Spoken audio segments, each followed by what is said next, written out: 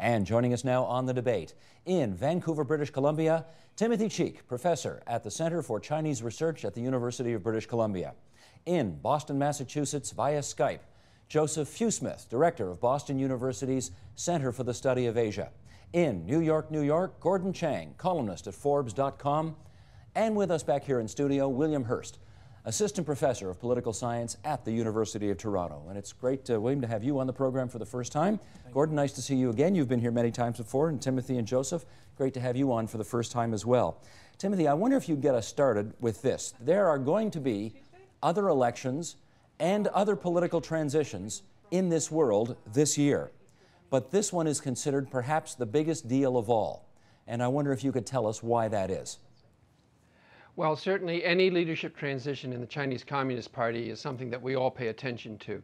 And this is the big 10-year transition where the selectorate, as several colleagues call it, has decided upon the new leadership composition, and that's Xi Jinping and those around him.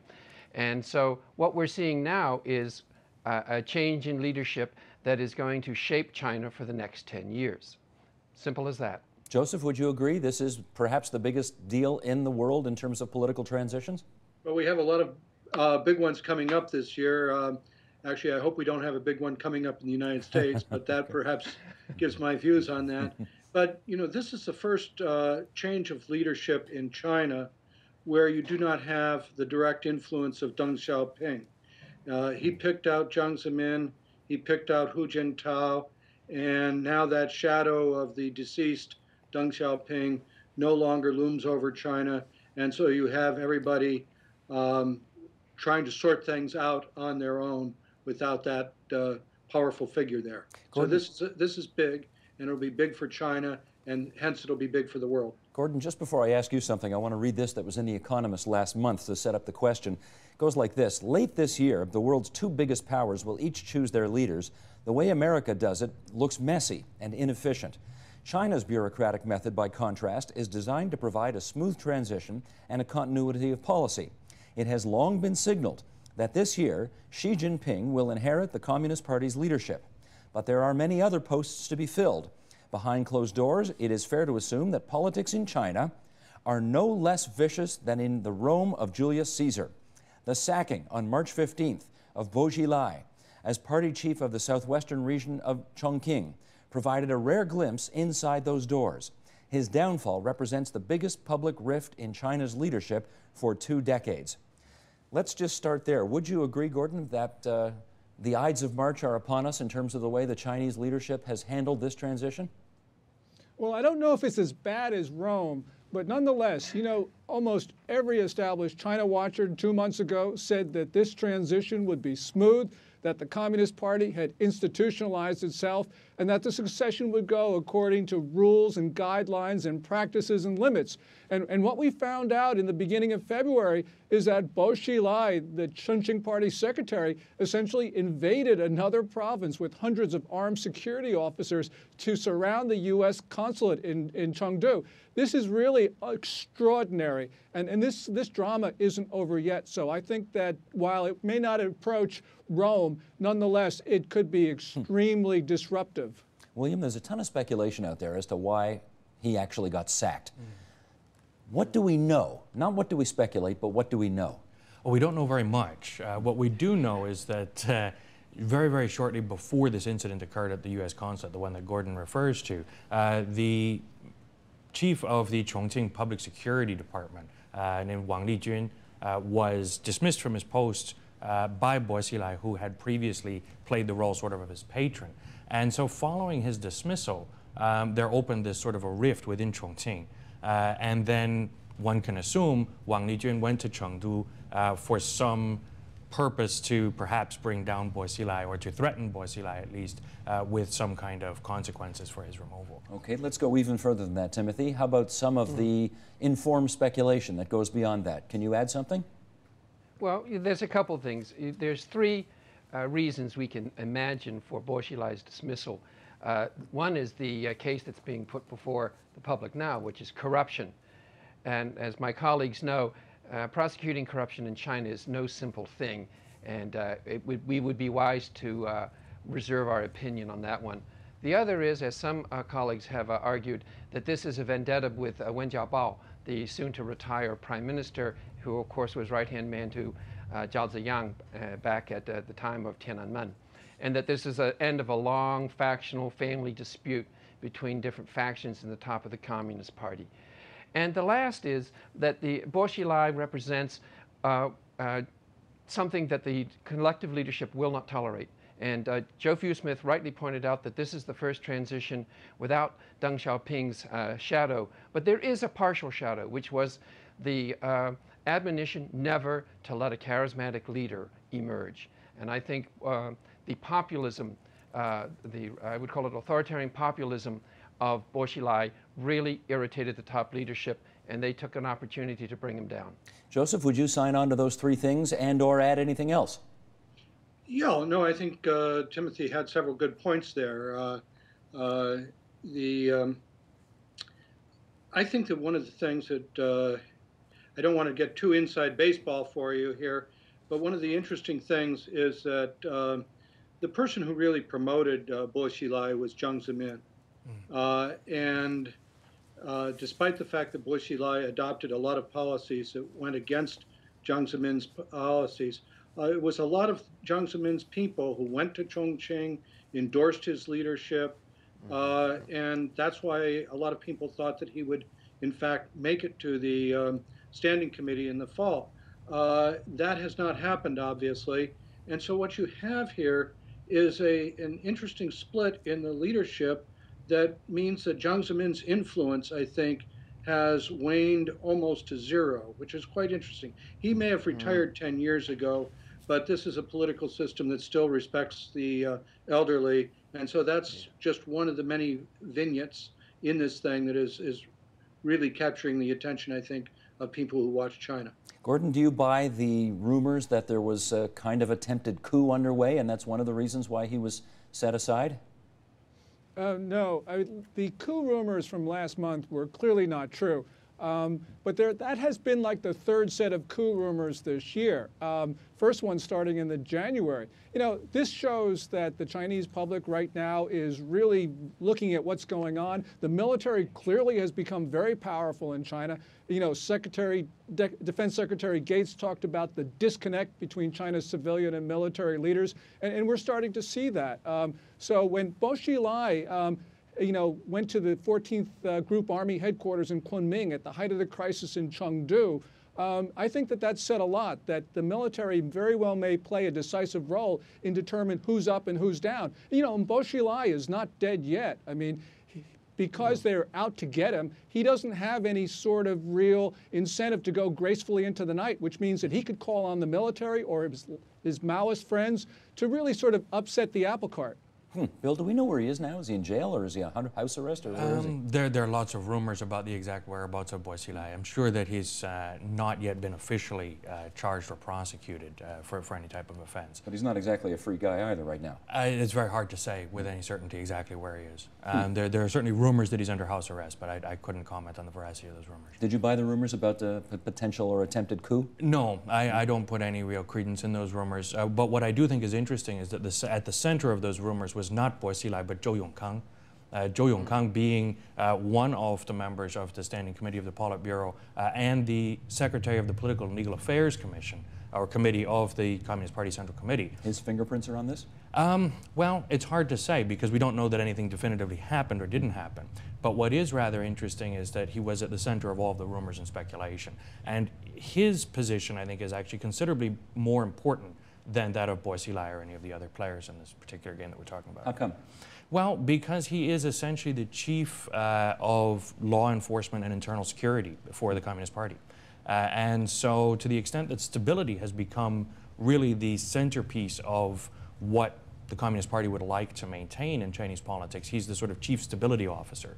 And if his position is in any way in doubt or under threat, that's quite a significant upheaval at the very top levels. But again, it's very hard to say with any certainty exactly what may be happening to his position. Okay. Before we continue to look forward at the so-called new kids on the block, let's take a look at the old guard. And Timothy, let me bring you in to start this off. President Hu, Premier Wen, they've been the two top leaders in China for a decade now. And I wonder if we could get into some discussion here about what you think their prime accomplishments have been over that time.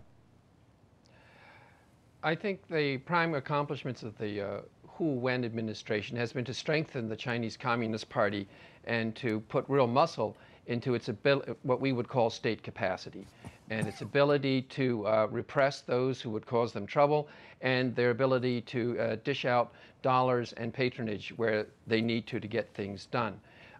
They come from what we know of as the Youth League faction, or grouping, the Tuanpai, and compared to Jiang Zemin, the predecessor, they focus much more on the social and equity issues. And so I've been telling my students for years, the good news is I think Hu Jintao and Wen Jiabao really do care about poor people. The bad news is they think they've got the answers and they don't need to hear from you and me about those answers. And they're quite concerned about stability. So the reason they're concerned about stability is that they take the rural and the poor very seriously, and they know that there's a lot that's not good going on there. Bill? So their contribution is to pay attention to that. Mm-hmm. Oh, but I think as something of a caveat to that legacy, while the Hu Jintao Wen Jiabao leadership has certainly focused quite heavily on issues of poverty and sort of rural inequality, they have not definitively solved or decisively solved what I think is really one of the key problems in rural areas, which is the capacity of the local state fiscally to do its basic tasks. And so if you look I absolutely agree. Right, and so I mean, if you look at the IOU crisis of the early 90s, and then the peasant burdens crisis of the mid-90s, and now since 2005, 2006, when the Hu Wen leadership eliminated the agricultural tax as well as a number of other fees and cracked down on these illicit fee and tax collections. Since that time, you see a lot of rural governments turning to what are often informally called land grabs, essentially the expropriation of land use rights from rural residents in order to sell those rights on to developers just to keep paying the bills and to keep performing their basic tasks. Gordon, I presume that you're happy about the notion that this tandem cares about the poor and made some great strides in improving their lives. I assume you're not so enamored with the notion that they've tightened the grip of the Communist Party. Can you talk about that a bit? Well, they certainly have, as has been pointed out, because the Communist Party has really become much more repressive since 2006, 2007. Clearly, we saw that around the time of the Olympics. I think really one of the great accomplishments of Hu Wen is really to create a lot of economic growth. But right now, we see an economy which is stumbling very badly. And so I think that that legacy is going to be tarnished. They have a lot to answer for because the wealth gap in China has gotten wider. The economy is now starting to really falter. And all the things that they set out to do really remain unaccomplished while the government, as you point out, has become much more repressive. Joseph, what about you on what their legacy will be? Their legacy, actually, that's a very good question because one of the things that we're seeing this year is really very, very different than the pattern that we've seen in the past. The pattern in the past is in the final year before a leadership change, everything stays quiet. You just don't do very much, and you try to pass power on successfully. You recall that in 2003, they suppressed information about the SARS crisis because they were in the middle of a leadership transition. So what's going on this year is really unprecedented, not only with the Bo Xilai thing, but you saw today Wen Jiabao's statement on breaking up the monopoly of the banks. I'm not giving that a lot of credit in the sense that he's got 6 months left in office, and it's unlikely that he'll be able to do something in that time. But what you're seeing is a reassertion of a reform agenda right before the leadership transition. I'm not sure that I can tease out all the implications of that, but they are, in other words, trying to leave a legacy as they go out the door. And that we've never seen before. And so it's really very interesting. Timothy, let's go back even to one administration before that, Jiang Zemin and Zhu Rongji. How would you say the policies, the successes, the failures of this administration compare with what the priorities were of that previous administration and what they tried to do? Well, the Jiang Zemin administration was all about implementing Deng Xiaoping's policy to get rich is glorious. And we've all commented that the Communist Party and in the press and media is much more restrictive since 2006. Before then, Jiang Zemin, as long as you didn't look for trouble, I got the impression he didn't really care what you thought. As long as you made money, did what you're supposed to, and stayed out of trouble. In those days, it reminded me of the Kuomintang in the 1970s. Stay out of politics and do what you like. And I think, Jiang produced that much, and I think I would say that he formed the basis of the growth that Hu Jintao, as I think it was William or Gordon said, and the Wen administration carried forward. So Jiang Zemin was much more latitudinarian, and I think that's what I'll remember from his regime.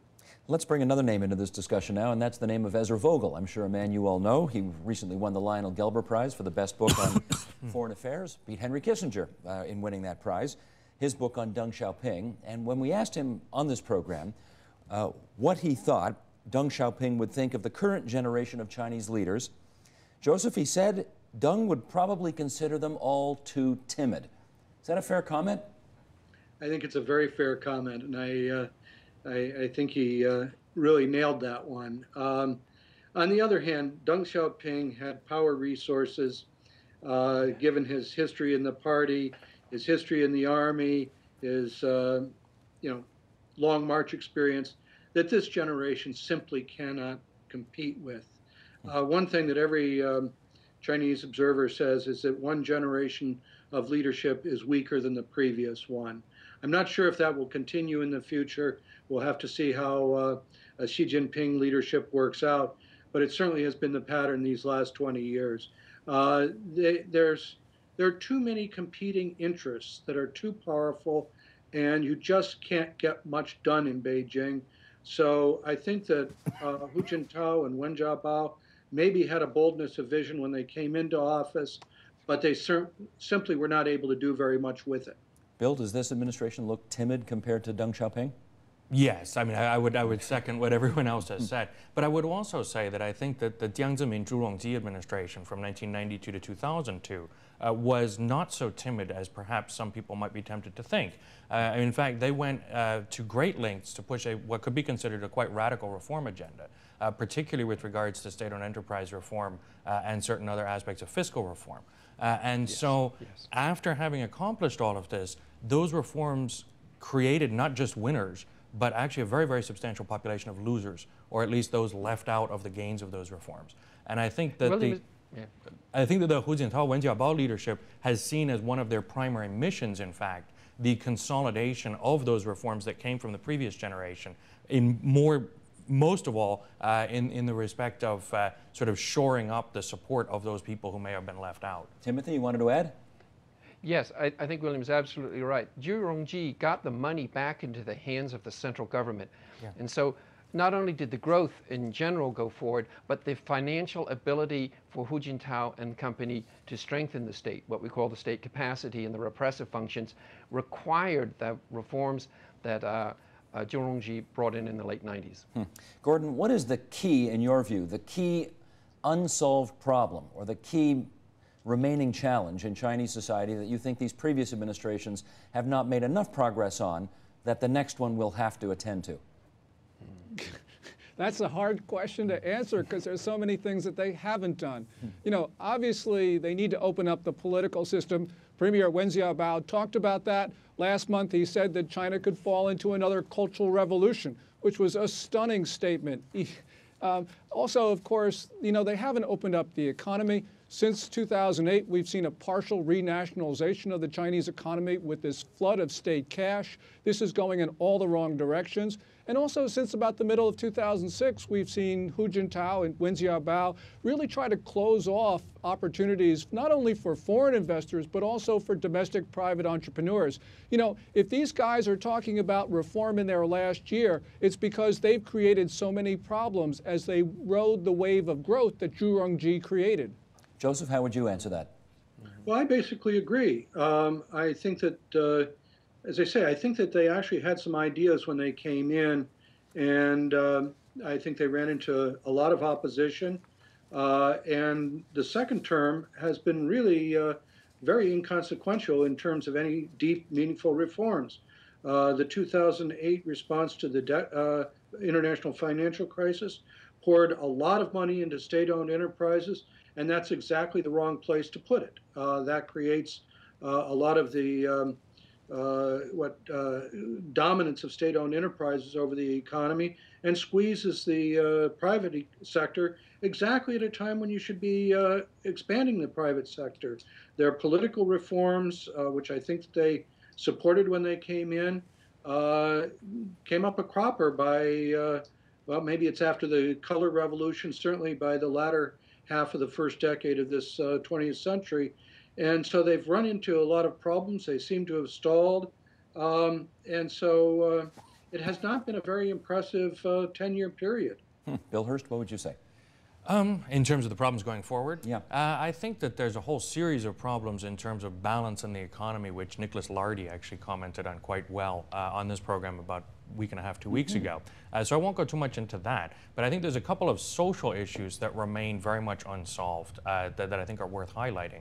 One is the fact that this great economic reform of Zhu Rongji in the late 1990s reduced the number of jobs in the state-owned enterprise sector by about 65 to 70 million. So this has created a huge population of people who need to find some way of making it to retirement and then hoping that their pensions are there when they do retire.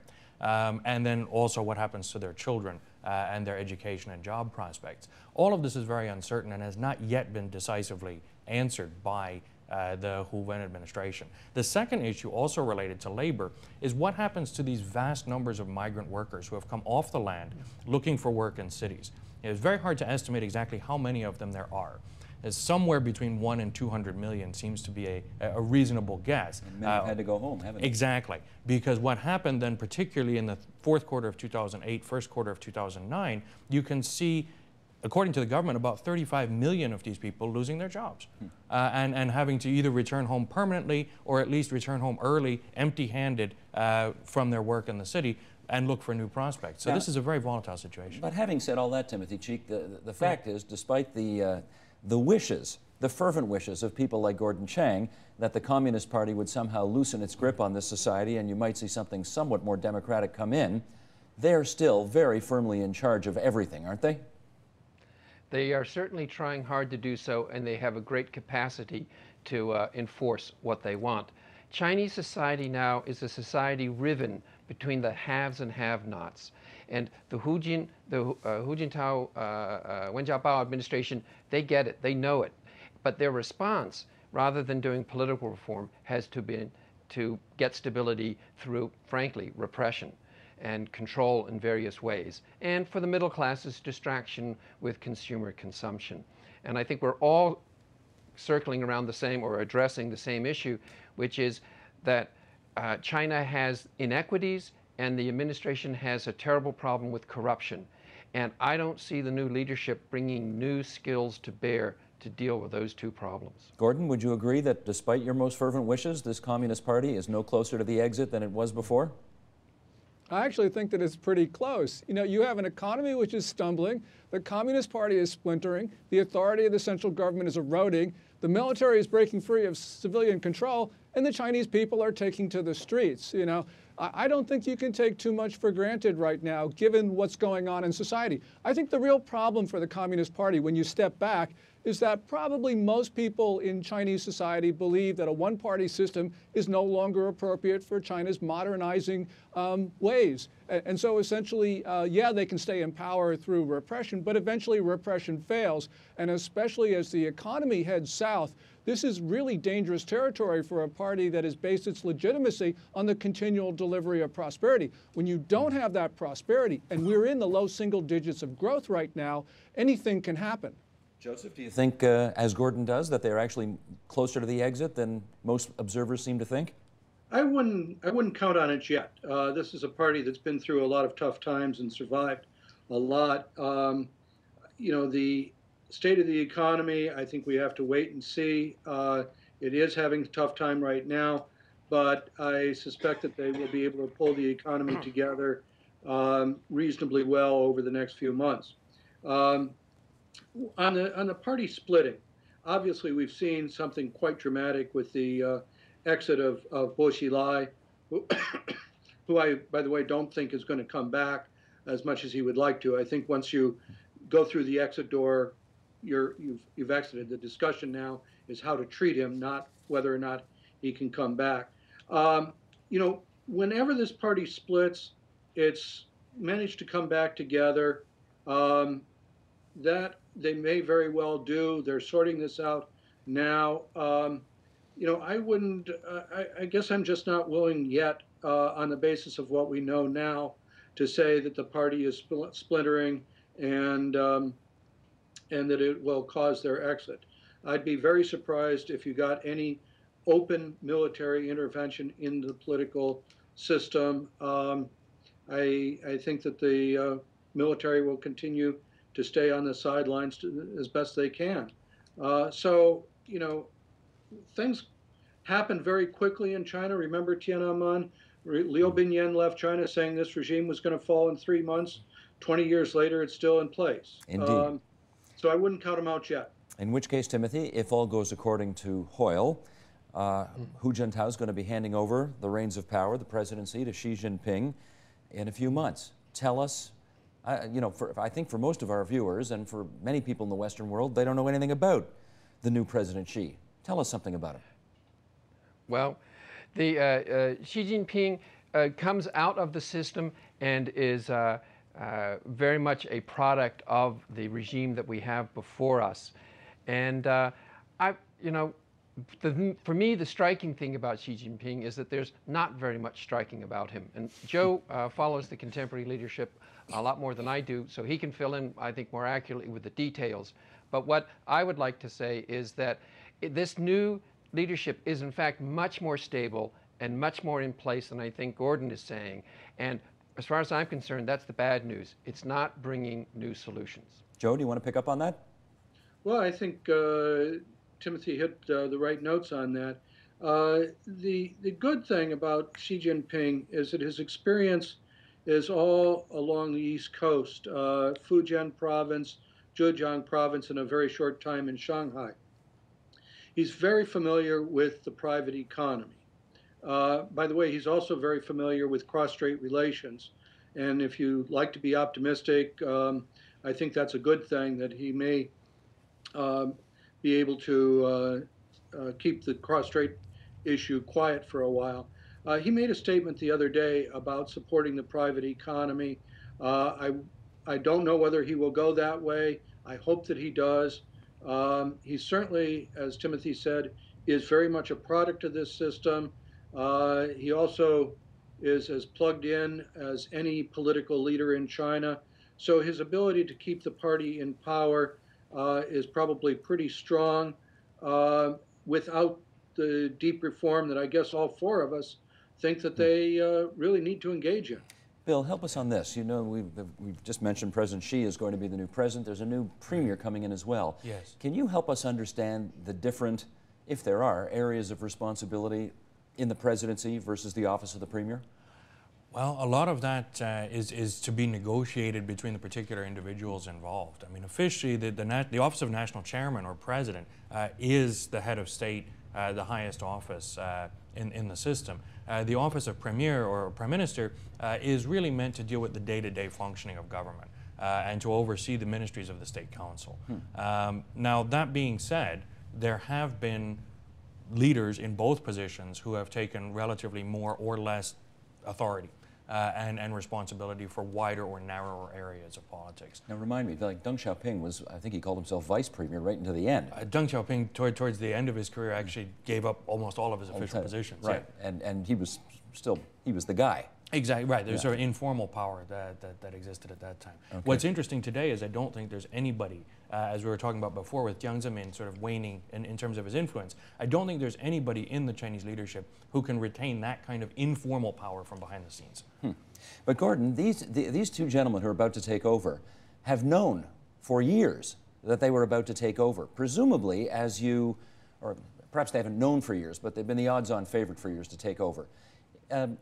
Presumably, that allows them to prepare themselves in a way for these positions that people who, if you were in a similar transition in the West, can't. Is that fair to say? I think that probably is, because, you know, they have been designated unofficially. But I think part of the problem is how can you prepare yourself for a changing landscape? You know, China faces a completely different environment in 2012 than it did in 2011 or the year before that. And I think that that really is a problem. You know, you have an entirely different economy, you have a very different global scene, and also countries around China's periphery view Beijing in a much different light. And of course, relations with the US are turning as the Obama administration pivots and as there is a new sort of view of China in the United States. So yes, they knew that they were, Xi Jinping, Li Keqiang knew that they were going to take over, and that's sort of the way it's going. But you know, they don't have that ability to foresee the future, which is changing so rapidly.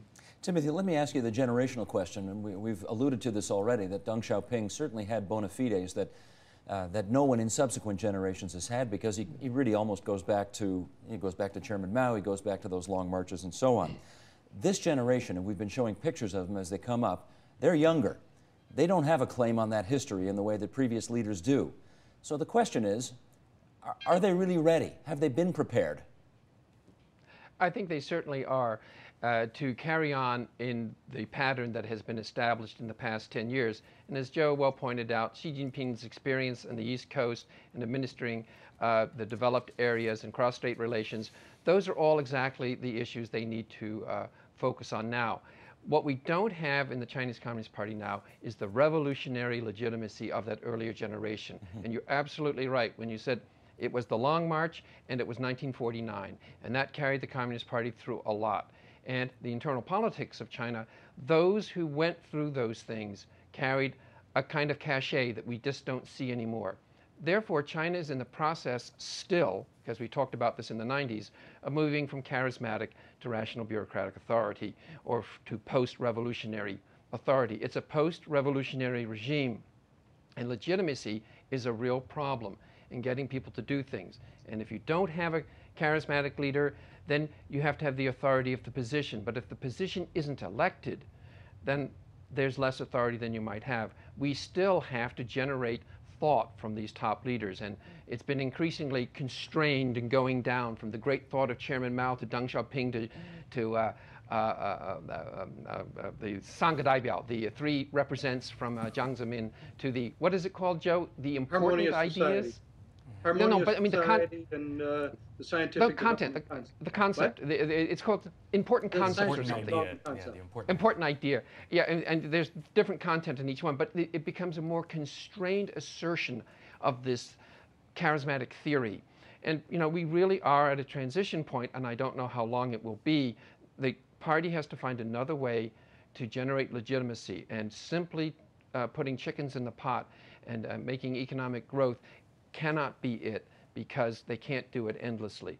Hence the push for nationalism. Bill, do you think that this group does, I mean, we saw their pictures there. They're pretty young-looking characters. They do not have that tie to once upon a time. Do they have the kind of legitimacy in the eyes of the public that they need? Well, I think it depends on what we take to be the basis of legitimacy. And this is where I think there's been a real shift in Chinese politics over the last couple of decades, which you can really date to this key transition period of 1989 to 1992. And in this period, I think you see an abandonment of what could be called the socialist social contract, and a move towards something which Timothy was just alluding to, which is the legitimacy of the Communist Party being based on delivering prosperity or delivering economic growth, and at least making some attempt to spread the gains of that growth relatively equitably. But another thing that he alluded to is this transition of authority from charismatic to rational bureaucratic. And what I think is most worrying, both to people like me and other observers, as well as to those in power in China, is that it may not have been a transition from charismatic to rational bureaucratic, but rather from charismatic to neo-traditional authority. What's the difference? Well, in the sense that neo-traditional authority is the attempt to hold on to this idea of the authority of the office or of the relationship of power, rather than on the idea of some sort of rational management of the economy or the charisma of the top leader. And so I think in that transition, what's happened is the Communist Party has lost what I would call positive power, and has retained really only a very good degree of negative power. So we're talking earlier about state capacity. The Communist Party definitely has the capacity to prevent, to repress, or to coerce, but I think it's lost a lot of the capacity to inspire, to create, or to initiate. Okay, And I Joseph, think that's at the heart of many of these problems. let me put another idea on the table here, Joseph, and that is we talked a second ago about the so-called important idea.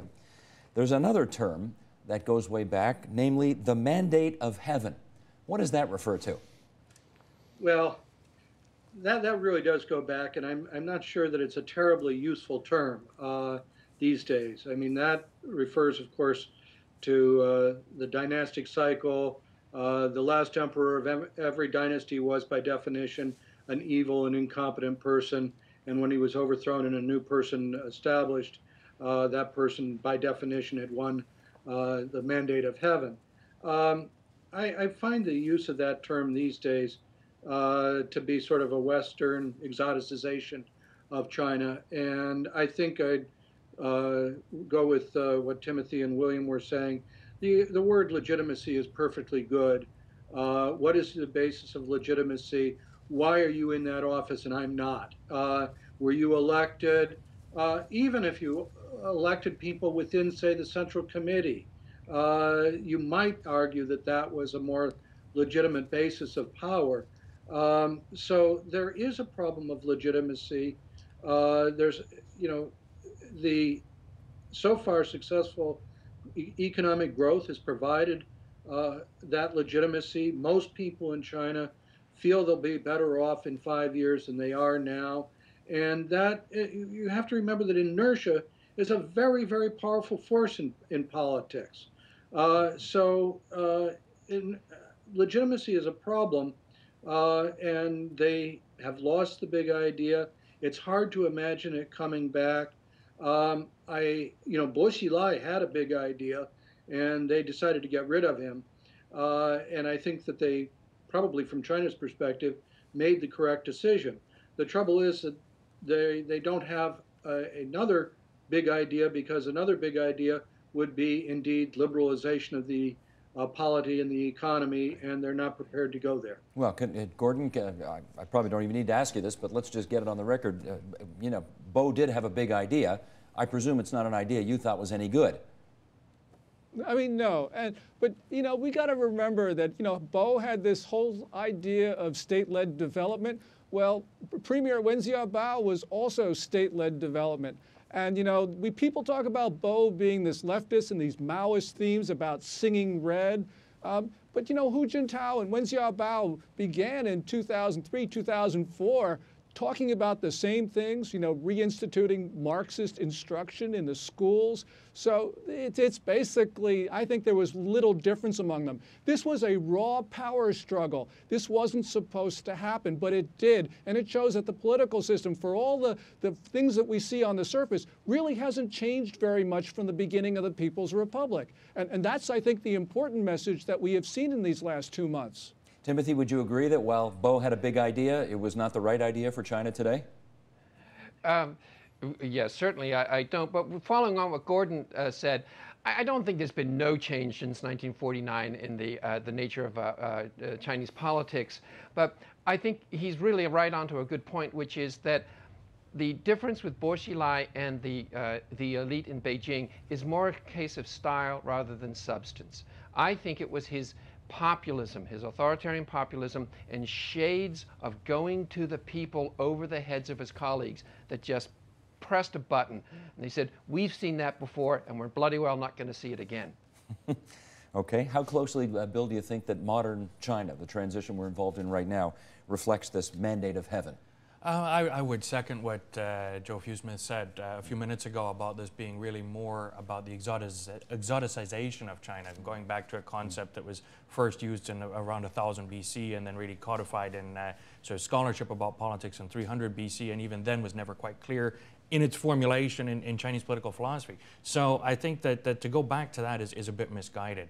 What I think we can do is we can stick with legitimacy, we can stick with this idea of state capacity, and I think it is worth having more of a conversation about just how much the system has changed since 1949 or not, and just how much we can expect continuity versus radical change right now. Okay, in which case, Gordon, what in your eyes would constitute legitimate? They're not going to willingly give up power, Gordon, we know this. So what, in your view, would constitute legitimacy, political legitimacy in the country today? Well, probably nationalism, as somebody said, because that always plays very well in any society, but especially in one like China's. But of course, at the end of the day, legitimacy is some sort of open system of selection of leaders where you have people going into polling booths and marking ballots. And that really is China's problem, because at the end of the day, that's what is going to be seen as the best way to select leaders. And that's true in China, and that's true elsewhere around the world. Timothy, what's your view on how China looks legitimate today?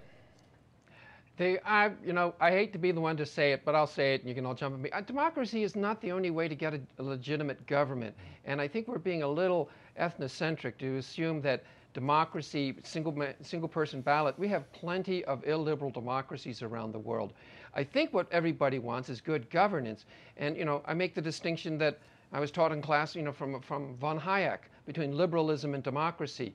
It's the rule of law that I think I see my Chinese colleagues fighting for and struggling for. And, mostly they're those crusading lawyers in China who suffer and we don't hear about, they're just trying to implement Chinese law. And so I think that the legitimacy question is broader than elections or not. If you deliver peace and prosperity, I think you will be viewed as legitimate. I agree that based on what I know, the best way to do that is through elections. But we don't know that it's the only way to do it. Joseph, what's your view?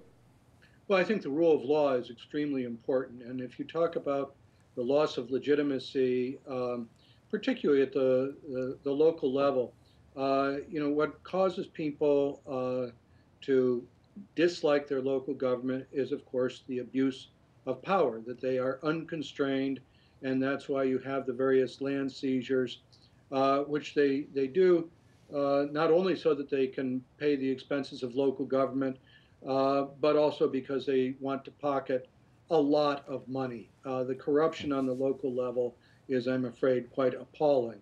And that's where the rule of law comes in. This wouldn't be that difficult to do if they really wanted to do it.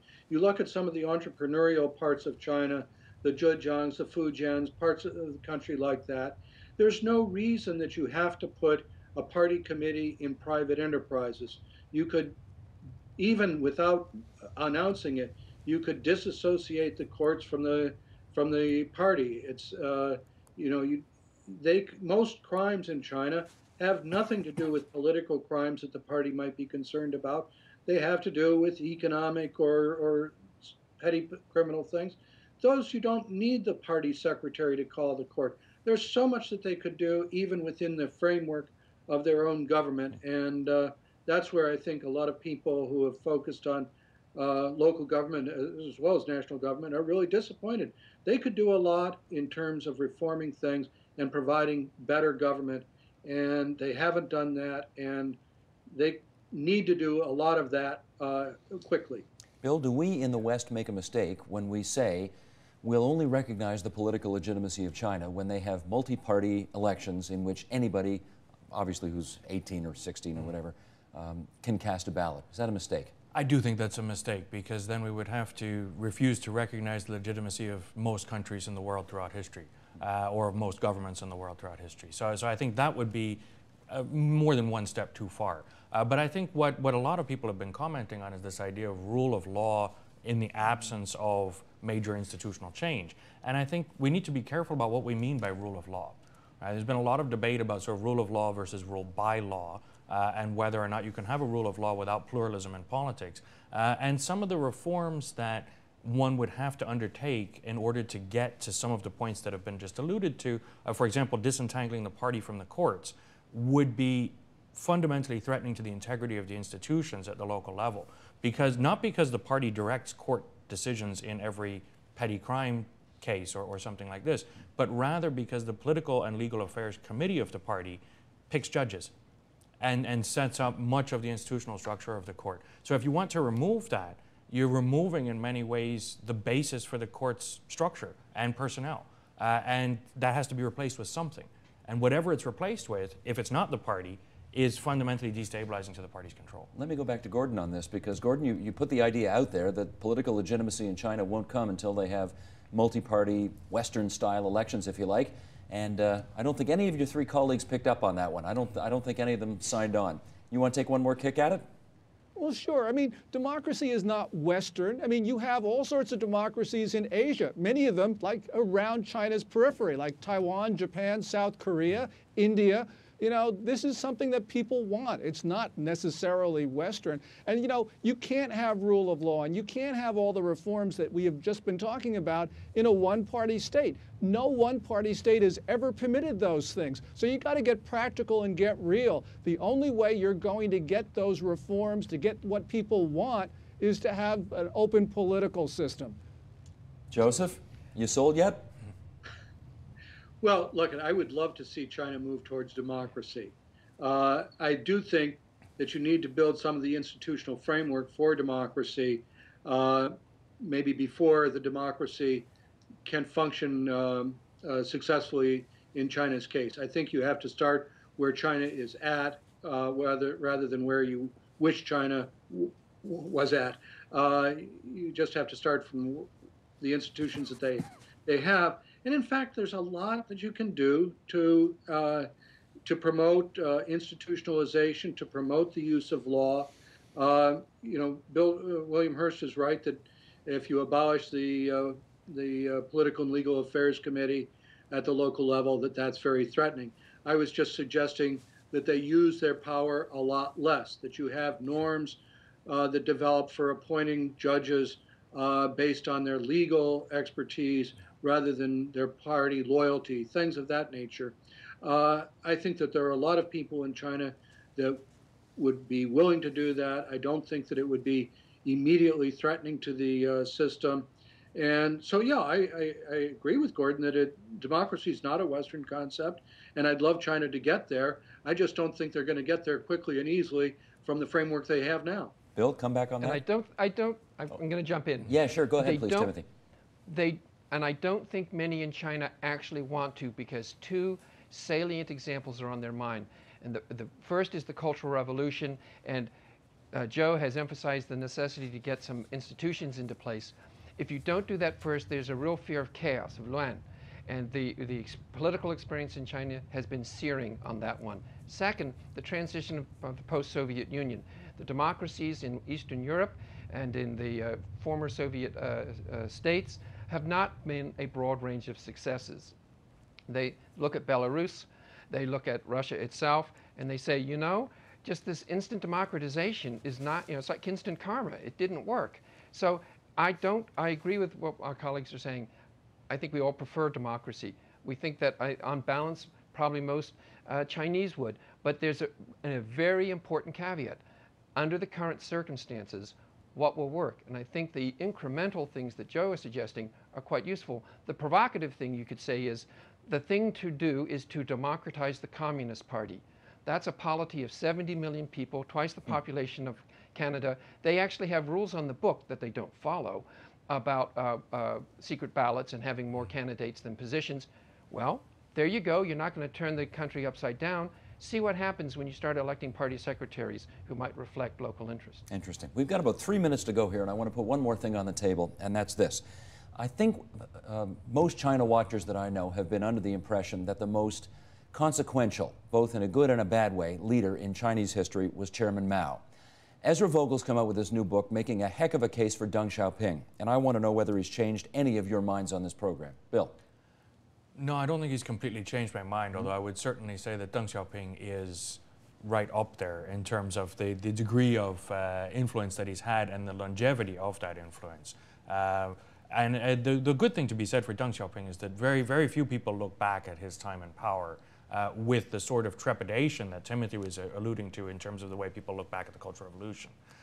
So you know, he did manage China through a very, very difficult period. But to come back to that other point from before. Can't come back. I haven't got enough time. Sure. Jordan, what's your view on that? Does Deng Xiaoping deserve some recognition on this? Well, he deserves recognition, but he worked within Mao Zedong's system, and now what we're seeing is that basically China has achieved all that it can within its existing political framework, and from here it's downhill. So my vote is Mao was much more influential than Deng. But more negatively than Deng was positive. Isn't that fair to say? Oh, of course. Yeah. But you said influential, and that meant for good or bad. Understood. Consequential, yes. Okay. Joseph Hugh Smith, how about you on that? Well, Mao was the most consequential leader. Deng was by far the better leader. Well, that's a nice way to put it. Okay. Deng was a better leader, but Mao was more consequential. Got it. Okay. Timothy, how about you on that?